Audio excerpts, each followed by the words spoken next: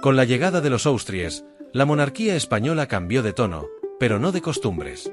Si los Trastámara habían gobernado entre duelos y deseos, los Habsburgo se propusieron gobernar entre el confesionario y la tentación. Eran reyes que rezaban antes de pecar, y a veces durante, convencidos de que el perdón divino se despachaba por decreto. Estos monarcas, vestidos de negro riguroso y rodeados de capellanes, eran los herederos más piadosos de una Europa decadente y lujuriosa. En sus cortes convivían santos, místicos, embajadores y amantes con más rosarios que discreción. Y aunque los Austries nos legaron un imperio donde nunca se ponía el sol, lo cierto es que en sus alcobas tampoco se ponía el deseo. Comencemos por el fundador de la dinastía en España, Carlos I, o V de Alemania, según la cantidad de territorios o de amantes que se contabilicen. Nieto de los reyes católicos y de Maximiliano de Austria, el joven emperador heredó tanto la fe de Isabel como el instinto vital de su abuelo aragonés. Su educación flamenca le dio modales refinados, y un apetito cortesano por el placer carnal que contrastaba con su sobriedad castellana de adopción. Carlos I fue un conquistador en todos los frentes, y no siempre con la espada de la guerra. Su relación más conocida fue con Isabel de Portugal, su esposa legítima y verdadero amor de su vida.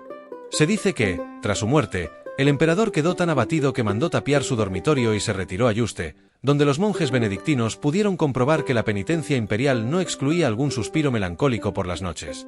Pero no todo fue misticismo. En su juventud, el emperador había tenido sus escarceos, entre ellos una dama flamenca llamada Germana de Foix, viuda de su abuelo Fernando, sí, el mismo que murió por exceso de afrodisíacos.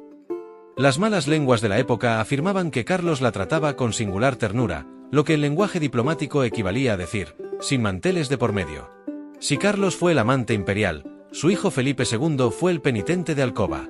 El rey más católico de todos los tiempos, y también uno de los más prolíficos, combinó devoción y deseo con precisión burocrática. Casado 4 veces, con María Manuela de Portugal, María Tudor, Isabel de Valois y Ana de Austria, Felipe II entendía el matrimonio como un sacramento repetible.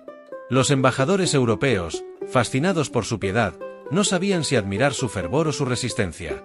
El veneciano Andrea Navajero, testigo ocular, dejó escrito: Su Majestad oye misa 3 veces al día y la cuarta se confiesa, pero no hay día que no mire a alguna dama con los ojos del mundo. Felipe rezaba con tanta intensidad como amaba. Su correspondencia con Isabel de Valois está llena de frases que harían sonrojar a un confesor: cada día deseo veros más, no hay misa que me distraiga de vuestro rostro. Cuando murió su amada Isabel, el monarca se hundió en una tristeza ascética. Mandó construir el Escorial, donde los pasillos huelen a incienso, piedra húmeda y represión. Allí, entre reliquias y crucifijos, intentó enterrar sus pasiones humanas. No lo logró del todo. La corte, más celosa que la Inquisición, murmuraba que Felipe tenía devoción especial por alguna dama napolitana. Nunca se probó, pero el silencio oficial fue, como siempre, elocuente. Con Felipe III, el fervor disminuyó y la indolencia aumentó. Fue un rey tan piadoso que dejó gobernar a su valido, el duque de Lerma, quien pecaba por delegación. Mientras el monarca rezaba, su valido organizaba bacanales con damas de dudosa fe, pero indiscutible entusiasmo. El verdadero terremoto llegó con Felipe IV, conocido por los cronistas como el Rey Planeta y por sus confesores como el penitente reincidente. Su Majestad acumuló más de 30 hijos ilegítimos, y según el padre confesor Fray Antonio de Sotomayor, el monarca tenía la voluntad inclinada a la carne y el alma inclinada a Dios, y ambas batallaban sin tregua. Un ejemplo clásico de esquizofrenia espiritual barroca.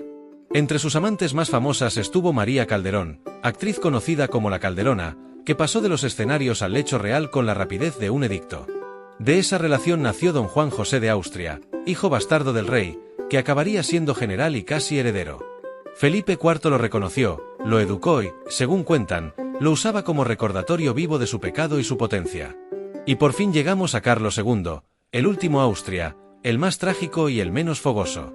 Víctima de la endogamia familiar, de los conjuros y de una salud precaria, su vida conyugal fue un rosario de fracasos médicos y desesperaciones místicas.